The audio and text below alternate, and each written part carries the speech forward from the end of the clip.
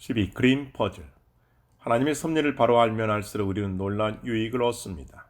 우리들이 하나님의 섭리에 대한 확신으로 무장하고 있으면 혹시 어떤 일은 해를 당하고 억울한 일을 당해도 조급해하거나 분노하거나 실망하지 않을 것입니다.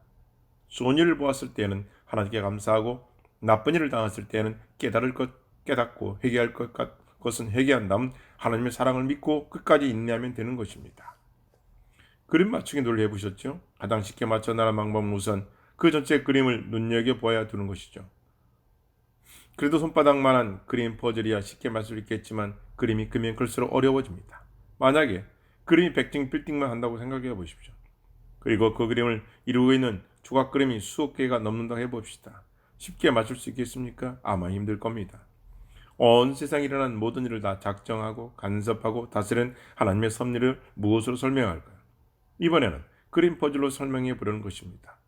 온 우주와 모든 역사에 가득한 사건들은 그 하나하나가 하나님 작정하신 전체 그림을 구성하고 있는 조각 그림들입니다. 물론 그 그림 전체 그림은 하나님은 아시죠. 우리 인간은 아무도 그 전체 그림을 본 적이 없습니다. 그저 한 조각 그림이 되어 동참할 뿐이지요. 그렇다면 과연 우리가 그 전체 그림을 다 맞출 수 있을까요? 물론입니다. 그런 걱정을 안 해도 됩니다. 왜냐고요? 하나님이 보이지 않는 손이 그 그림 퍼즐을 맞춰 나가시기 때문입니다. 그럼 이제 이 그림 퍼즐 공부를 해봅시다. 1절.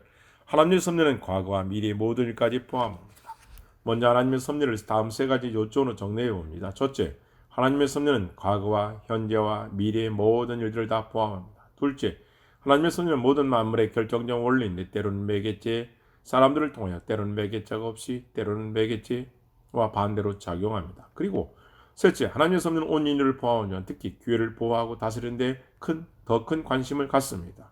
이 세 가지 요점만 충분히 이해하면 하나님의 섭리에 대해 어느 정도 알고 있는 셈입니다. 그런데 이 셋의 한 가지를 더 첨가하지 않을 수 없습니다. 그것은 세상의 모든 일들이 하나님 아버지의 사랑과 은혜 또는 하나님의 엄하신 공의를 뚜렷이 보여주고 있습니다. 때로는 사건들의 참 원인을 깊이 감추고 있다는 것입니다. 그래서 어떤 사람들은 세상 만사가 다 타고난 자기 운명을 따라 일어나는 것이니라니 아니면 하나님이 공을 가지고 놀듯 우리를 마음대로 주물럭거리는 것이라니 하며 헛소리를 하게 되는 것이죠. 그러나 그런 생각도 망령되고 경솔한 것입니다. 우리의 생각이 너무 짧아 하나님의 그 기쁘신 뜻을 다 이룰 수 없다 하더라도 하나님은 세상의 이유를 갖고 모든 일을 기획하고 일어나게 하신다 하고 고백해야 합니다. 하나님의 뜻은 두 가지 있다고 이해합니다. 하나는 율법입니다. 분명히 드러나 있는 하나님의 뜻이죠. 물론 율법도 우리의 감각과 이해를 훨씬 초월하는 하나님의 뜻을 담고 있지만 하나님은 그것을 총명한 신으로 깨닫게 해주시기 때문에 우리에게 확실하며 분명한 등불이 되는 것입니다. 그러나 그렇게 확실히 드러나지 않는 하나님의 뜻도 있습니다. 우주와 세상 모든 일을 다스리시는 감추어진 하나님의 뜻이죠. 주의 판단은 큰 바다와 일반이라. 시편 36편 6절 말씀. 우리 눈에는 감춰진 하나님의 뜻입니다. 모세는 이 두 종류의 뜻에 대해 아주 명쾌하고 아름답게 표현해 주었습니다. 오매한 일은 우리 하나님 여호와께 속하였거니와 나타난 일은 영구히 우리와 우리 자손에게 속하였나니.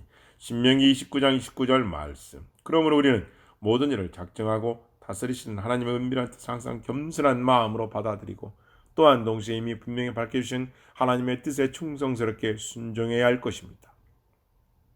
2절. 하나님의 섭리는 우리의 책임을 약화시키지 않습니다. 하나님이 모든 것을 다 하시는 것이라면 인간에게는 책임이 없는 걸까요? 그렇다면 죄를 지어도 그 책임은 하나님께 있는 것이 되는 걸까요? 많은 사람들이 이렇게 생각합니다. 호모의 작품에 등장하는 아가멘돈이 죄의 책임은 내게 있는 것이나 제우스 신과 운명의 여신에게 있다라고 외친 것처럼 사람들은 자기 죄에 대한 책임을 하나님께 뒤집어 씌우려 합니다. 자신의 모든 행동은 다 하나님이 그렇게 시킨 것이고 운명이 그렇게 원하는 것이란 말이죠. 그렇게 되면 살인자든 가늠자도 도둑놈도 다 하나님의 뜻을 수행한 섭리의 대행자가 되는 것이죠. 모든 범죄가 다 아름다운 것이 됩니다. 이쯤에서 문제를 하나 내죠.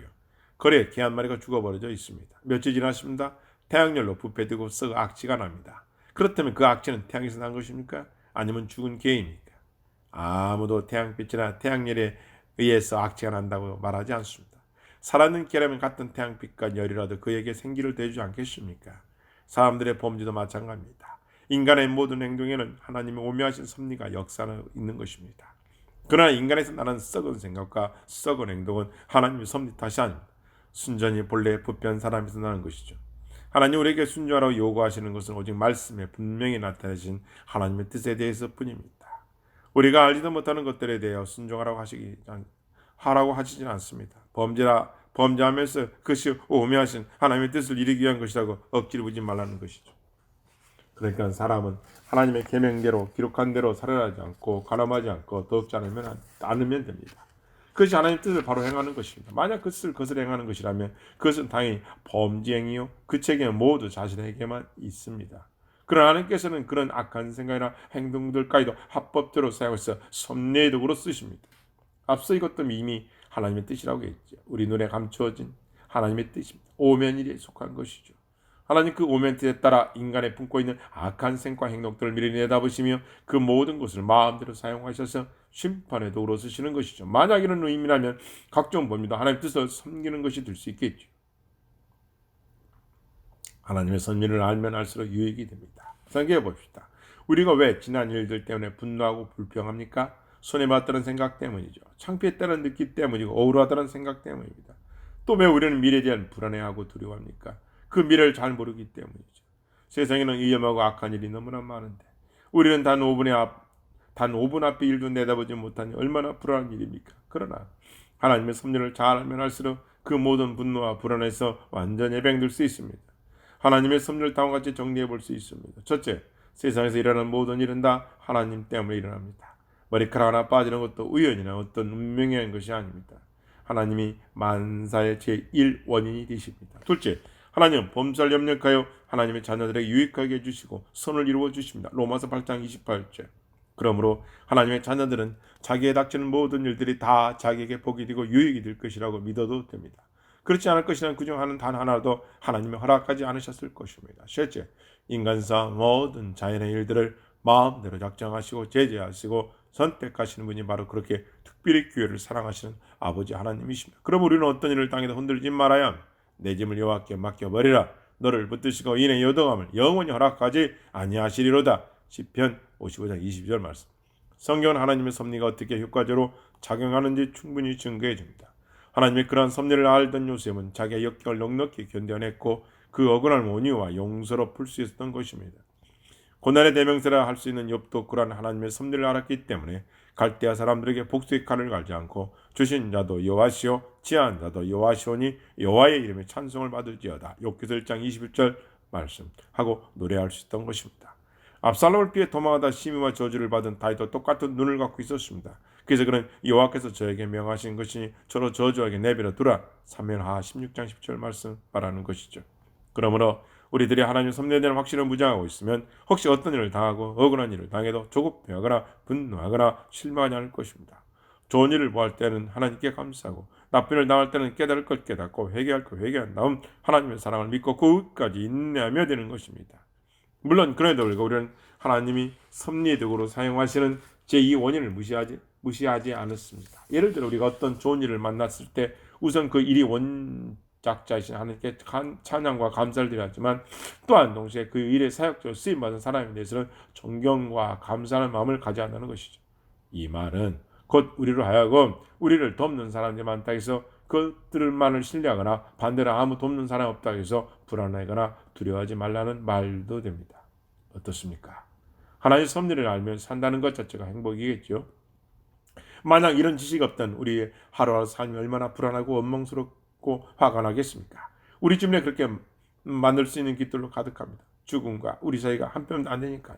그러니까 하나님이 섭리를 모르는 것이 가장 비참한 것이고 하나님의 섭리를 아는 것이야말로 최대의 행복이 되는 것입니다. 4절. 하나님의 섭리는 후회나 중단이 없습니다. 성경에 나오는 몇 가지 표현 때문에 사람도 후회합니다. 하나님 후회하신다거나 중단하신다라는 표현 때문입니다. 그러나 하나님은 사람이 아니시기 때문에 도중에 바꾸거나 후회하신 일이 없으십니다. 성경에 그런 표현을 사용하는 것은 우리의 수준에 맞추기 위해서입니다. 그런 표현은 하나님 행동에 어떤 변화가 있다는 뜻이죠. 그러나 이 변화도 도중에 마음 변했기 때문이 아닙니다. 처음부터 작정하신 대로 진행을 바꾸시는 것이죠. 예를 들어 요나가 니니웨 성의 해결을 선포합니다. 하나님은 심판하였던 것을 바꾸어 다 용서해 주시죠. 우리 눈에는 그것이 이랬다 저랬다 하는 것처럼 볼 수도 있습니다만 사실은 처음부터 하나님이 그렇게 구원해 주시려고 요나를 보내신 것이지요. 간추린 말. 하나님의 섭리를 이해하면 보는 눈이 바뀌고 생각하는 머리가 바뀌고 느끼는 마음이 바뀝니다. 하나님의 섭리를 알면 역경도 감사, 실패도 감사, 범사에 감사할 수가 있습니다. 우리에게는 퍼즐의 법칙이 있습니다. 첫째, 하나님은 언제에서 일하고 계시다는 것을 믿는 것. 둘째, 하나님은 성도들의 행복을 위해서 일하신다는 것을 믿는 것. 셋째, 우리들은 다만 하나님 분명히 계획하신 뜻을 따라 한 발자국씩 옮겨가면 된다는 것. 이대로 하면 그림을 맞추게 하신 하나님의 섭리에 우리는 실패 없이 기쁨으로 동참할 수 있는 것입니다. 아멘.